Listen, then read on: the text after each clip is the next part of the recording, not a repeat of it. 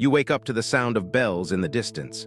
It's not a normal sound, not a call to gather, not a celebration. It's slow, heavy, repetitive. Each toll stretches through the air like something alive, something dragging across the city. You already know what it means before you even open your eyes. Someone died during the night. Maybe more than one. Maybe many. The bells don't ring for one anymore. They ring because they have to, because death doesn't stop. The air inside the room feels thick, not just from damp wood and stale fabric, but something else. Something you can't explain. Something that feels like it's sitting in your chest. Watching, waiting. You stay still for a moment, listening. Hoping for just a second that maybe today will feel normal. But it never does anymore. You sit up slowly. Your body aches, not from labor but from tension. Your muscles feel tight, like they never truly relaxed. Sleep doesn't rest you anymore. It only pauses the fear. You swing your legs over the side of the bed and sit there, breathing slowly, as if moving too fast might trigger something. You don't even know what. You just know everything feels fragile now. You stand and walk toward the small wooden window. Your hand hesitates before touching it. You notice that. Even something this simple now feels like a decision. You push it open carefully. Outside, London doesn't look the same anymore. It still stands. The buildings are still there. The streets still stretch the same way, but something is missing, or maybe something has been added, something invisible. The streets aren't empty, but they're wrong. People move differently. No one lingers, no one gathers, conversations are short. Voices are lower, no one laughs anymore. They walk quickly, heads down, eyes shifting constantly, avoiding contact. Avoiding each other, as if being too close to someone could end everything. You watch a man pass by. He's holding a cloth over his face, pressing it tightly as he walks faster than he should. Others do the same. It's becoming normal. Not because it works, but because people need to feel like they're doing something. Anything. No one understands how the disease spreads. Some say it lives in the air. Others say it comes from rats crawling through the streets. Some whisper that it's punishment from God, that this is judgment, but none of that changes anything. The truth is simpler and far worse. No one has control, and that's what terrifies you the most. You step outside. The cold air hits your face, but it doesn't feel clean. It feels heavy, contaminated. The smell reaches you immediately, rotting waste. Human filth, stagnant water, decaying meat, and something new, something stronger, sweeter, thicker, wrong. The smell of death. It clings to everything now. It lingers in the air like it belongs there. You instinctively breathe through your mouth, but it doesn't help. It never does. You begin walking slowly at first, careful, watching where you step. Avoiding puddles, avoiding walls, avoiding people. Every movement feels calculated now.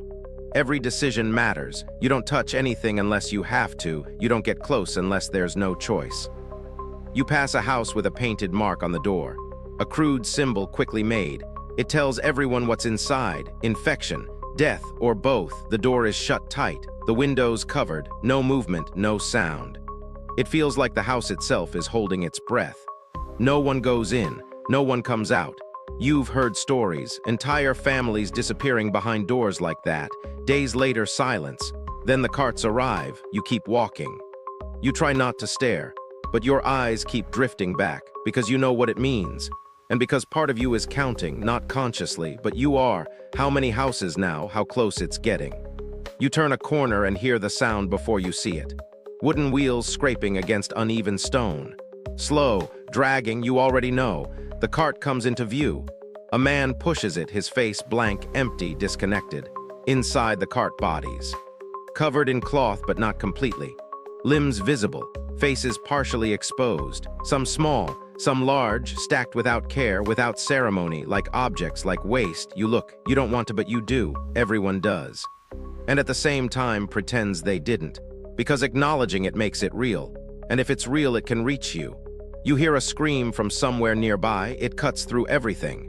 Not loud at first, but deep, raw, prolonged. Pain that doesn't stop. You freeze. Your entire body reacts instantly. You turn your head toward the sound. You want to move.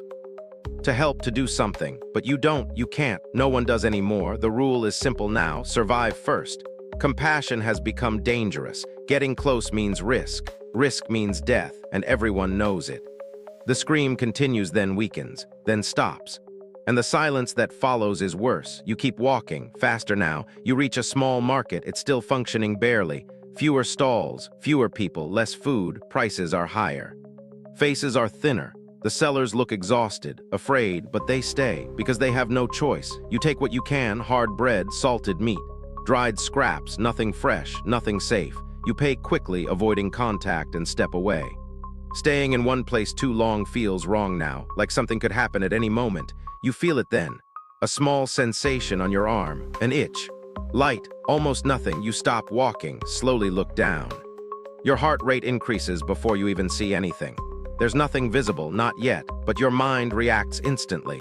You've seen this before. You've seen how it begins, subtle, easy to ignore until it isn't. You swallow hard. Try to steady your breathing. It could be nothing. It could be your imagination. But that thought doesn't hold anymore. Not in this city, not now. You start walking again. Faster, you need to get home.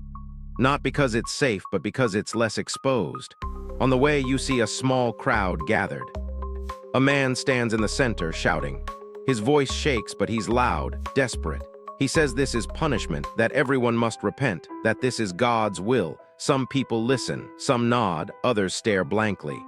No one really knows what to believe anymore, because belief doesn't change what's happening. The disease doesn't choose. It doesn't care who you are, rich, poor, strong, weak. Everyone falls the same way. You reach your door and close it quickly behind you. The sound echoes louder than it should. You press your back against it, breathing heavily, as if that thin barrier could protect you from something that moves unseen. You stand there in silence, listening to your own breath. Fast, uneven, you look at your hands, turn them over, rub them against your clothes, as if you could remove something you can't even see. You sit down, eat a piece of bread, slowly. Without appetite. Food has lost meaning. It's no longer comfort, it's fuel, nothing more. You lie down, staring at the ceiling, waiting. Time moves differently now. Slower, heavier, every second feels stretched. You hear footsteps outside, slow. Then stopping, your body stiffens, a knock. Soft, hesitant, you don't respond, you can't, another knock. Weaker, then silence, you wait, listening, nothing. You stand, walk to the window and look through a crack. A woman lies near your door, alone. No one approaches, no one helps, she moves slightly. Barely, you already know. You close the window, you don't want to see the end. You turn away, pacing slowly. There's nothing to do, no solution, no plan, just waiting and hoping. Then you feel it again, the itch. Stronger now, you look, a small swelling, dark. Subtle but real, your chest tightens. You stop breathing for a moment. You know, you've seen this before. It always starts like this. You sit down slowly, carefully, as if sudden movement could make it worse. The fear is no longer outside. It's inside you now, growing, quietly. You take a breath. It doesn't help, nothing helps. The bells ring again, louder this time, closer, another death, or many. Now you understand why they never stop. London isn't fighting this anymore.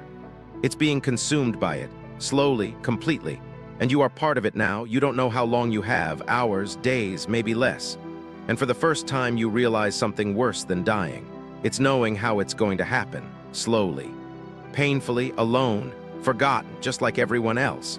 And there's nothing you can do, nothing at all, so you sit there listening to the bells waiting for your turn.